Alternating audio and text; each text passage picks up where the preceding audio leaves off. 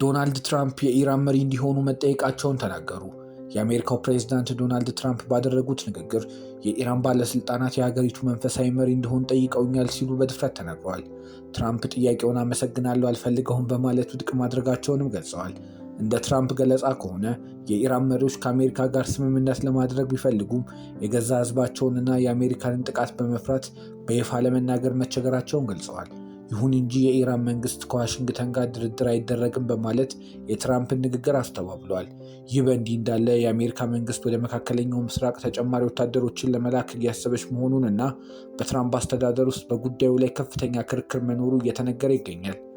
ሰላም ውድ ተመልካቾቻችን፣ ይህ አርኪቲዩብ ነው።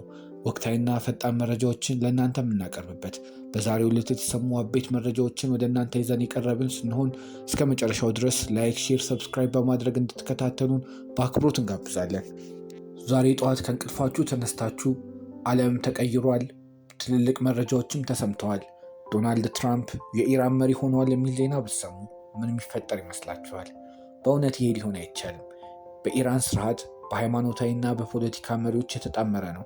ከፍተኛ ኃይል ያለው ሰው እንኳን በቅርቡ ህይወታቸውን ያለፉት አሊ ካማሪ ውጪ በተለይም አሜሪካ የሆነ ሰው ስልጣን ሲይዝ ማየት በፍጹም የሚታሰብ አይሆንም።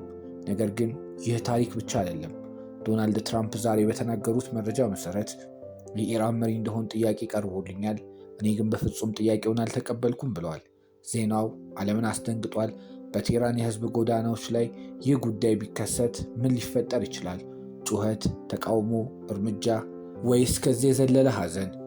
ሃይማኖታዊ መሪዎችን ይቃወማሉ፣ መንግስትን ይናገራሉ የሚባልላቸው የኢራን ጎዳናዎች የዶናልድን ትራምፕ መሪነት ሲሰሙ ምን የሚሉ ይመስላችኋል? ይህ ጉዳይ ግን እውን ቢሆን ዓለም አቀፍ ክስተቶችና ጦርነቶች ኃይለው ይቀጥላሉ። ሰውየው ግን አያደርጉትም አይባልም። ምክንያቱም ሰውየው ዶናልድ ትራምፕ ናቸው። የጦርነቱ ጦሱ በዚህ የሚያበቃ አልሆነም። መላውን ዓለም እያመሰ ይገኛል። ፊሊፒንስ ከነዳጅ ጋር በተያያዘ የአስቸኳይ ጊዜ አዋጅን ማወጇንም ተናግራለች። በመካከለኛው ምስራቅ በአሜሪካ በእስራኤል እና በኢራን መካከል እየተካሄደ ባለው ጦርነት ዓለም አቀፍ የነዳጅ አቅርቦት ላይ ከፍተኛ እክል መፍጠሩን ተከትሎ ፊሊፒንስ ብሔራዊና ኢነርጂ ሚኒስቴር አስቸኳይ ጊዜ አዋጅን አውጥቷል። ጦርነቱ በመቀጠሉ ምክንያት የነዳጅ ማመላለሻ መስመሮች ከፍተኛ ስጋት ላይ እንደወደቁ ናቸው። ይህም በእስያ የሚላከውን የነዳጅ መጠን እንዲቀንስና ዋጋው እንዲንር አድርጎታል። የፊሊፒንስ ኢነርጂ ሚኒስቴር ከዚህ ጋር በተያያዘ አዋጅን ያወጀች የመጀመሪያው ሀገር ስትሆን ቀውሱ መላው እስያን እያናወጠው ይገኛል። አህጉሪቱ ከሌሎች ሀገራት በበለጠ በመካከለኛው ምስራቅ ነዳጅ ላይ ጥገኛ መሆኗን እና ጦርነቱ ከኢኮኖሚው ቀውስ ሊያስከትል እንደሚችል ተሰግቷል። የነዳጅ ጭነት መርከቦች በጦርነቱ ቀጠና ውስጥ ለማለፍ መቸገራቸውና የኢንሹራንስም ዋጋ እጅግ በመጨመሩ ምክንያት የነዳጅ ስርጭት ተገድቷል። ፊሊፒንስ ያወጀችው አስቸኳይ ጊዜ አዋጅ የሀገሪቱ መንግስት የነዳጅ ፍጆታን ለመቀነስ፣ ዋጋን ለመቆጣጠር፣ ያሉትን ተጠባባቂ የኃይል አማራጮች በአግባቡ ስራ ላይ ለመዋል ተጨማሪ ስልጣንን ይሰጠዋል። ከዚሁ ጋር በተያያዘ 1900 በላይ የሚሆኑ መርከቦች በሆርሙዝ ሰርጥ ውስጥ መቆማቸውን የተነገረው በመካከለኛው ምስራቅ የተቀሰቀሰ ወታደራዊ ውጥረት በዓለም አቀፍ የንግድ እንቅስቃሴ ላይ ከፍተኛ ቀውስን እየፈጠረ ይገኛል። የካቲት 21 2018 ዓ.ም ጀምሮ በአሜሪካ በእስራኤልና በኢራን መካከል በተከፈተው መጠነ ሰፊ ጥቃት ተከትሎ በባህር ላይ ትራንስፖርት ሙሉ በሙሉ በሚባል ደረጃ መቆሙን የተነገረው ወደ 1900 የሚጠጉ የንግድ መርከቦች በሆርሙዝ ሰርጥና በፋርስ ባህረ ሰላጤ አካባቢ መንቀሳቀስ አቅቷቸው መቆማቸውን ነው ዘገባዎች የሚያሳዩት። ኢራን ከጥቃት አድራሾቹ ሀገራት ጋር ንክኪ ያላቸውን መርከቦች በወሳኙ የሆርሙዝ ሰርጥ እንዳያልፉ መከልከሏ ለቀውሱ ዋና መንስኤ ሆኖ ቀጥሏል ማለት ነው። እንቅስቃሴያቸው ከተገታው መርከቦች መካከል ግዙፍ የነዳጅ ጫኝ ኬሚካል እና የተለያዩ የንግድ እቃዎችን የያዙ መርከቦች ይገኙበታል። ይህ እገዳ ዓለም አቀፍ ደረጃ የነዳጅ ዋጋን በከፍተኛ ሁኔታ እንዲንር አድርጓል። ከዚህም በተጨማሪ በዓለም አቀፍ አቅርቦትም በከፍተኛ ሁኔታ ተስተጓጉሏል። ይህ እንዲፈጠር ያደረገበትን ሁኔታ የዓለም ኢኮኖሚ ላይ ሰፊ ጉዳትን እንዳደረሰ መረጃዎች እያሳዩ ይገኛሉ። ጦርነቱ እየተጠናከረ መጥቷል። እስራኤል ኢራንን በሰፊው እያጠቃች ትገኛለች።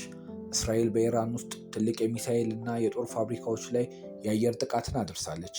በቴህራን እና በሌሎች ከተሞች ውስጥም የጦር ተቋማቶች ተመትተዋል፣ ብዙ ጉዳቶች ደርሰዋል። ይህ መረጃ የኒውዮርክ ፖስት ነው። ኢራን ደግሞ ሚሳኤል በማስነሳት ጉዳዩን ለመመለስ እያሰበች መሆኑን መረጃዎች ያሳያሉ። ይህ ኢራንንና እስራኤልን ብቻ ሳይሆን መላውን ዓለም ጭንቀት ውስጥ የከተተ መረጃ ነው። ዓለም ተናውጣለች። አዲስ የሰላም ውይይትና ግፊትንም ትፈልጋለች። ይህ ግፊት በአሜሪካ አሸማጋይነት ካልመጣ በማን ሊሆን ይችላል? አሜሪካ አዲስ ሰላምን ለማምጣት የሚሆን እቅድ ማቅረብ አለባት። ኢራን በዚህ ላይ መልስ ትሰጥበታለች ተብሎ ይጠበቃል።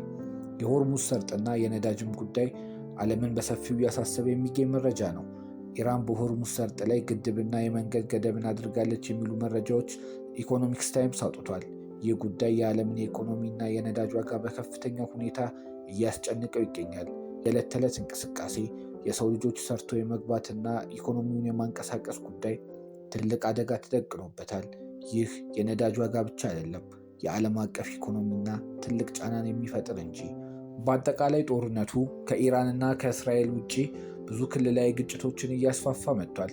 የሚሳኤል ጥቃቶችና የአየር ጥቃቶች እየተስፋፉበት መጥተዋል። እስራኤል ጦርነቱን እያባባሰችው ትገኛለች።